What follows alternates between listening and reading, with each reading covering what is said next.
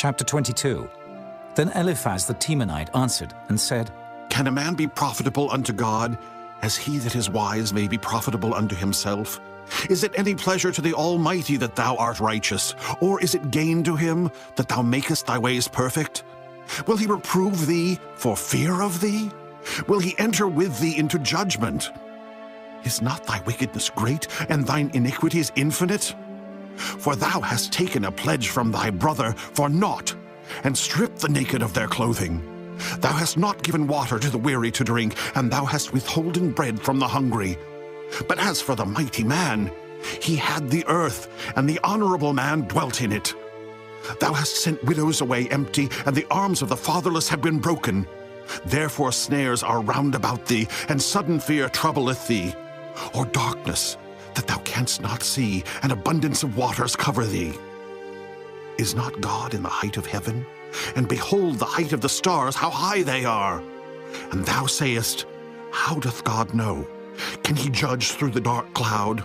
Thick clouds are a covering to him that he seeth not, and he walketh in the circuit of heaven.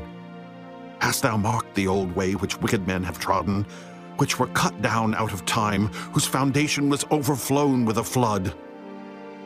Which said unto God, Depart from us, and what can the Almighty do for them?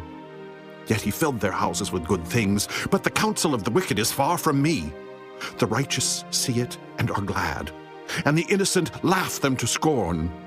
Whereas our substance is not cut down, but the remnant of them the fire consumeth. Acquaint now thyself with him, and be at peace, thereby good shall come unto thee. Receive, I pray thee, the law from his mouth, and lay up his words in thine heart. If thou return to the Almighty, thou shalt be built up. Thou shalt put away iniquity far from thy tabernacles. Then shalt thou lay up gold as dust, and the gold of Ophir as the stones of the brooks. Yea, the Almighty shall be thy defense, and thou shalt have plenty of silver. For then shalt thou have thy delight in the Almighty, and shalt lift up thy face unto God. Thou shalt make thy prayer unto him, and he shall hear thee, and thou shalt pay thy vows.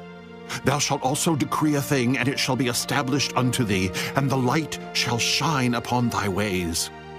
When men are cast down, then thou shalt say, There is lifting up, and he shall save the humble person.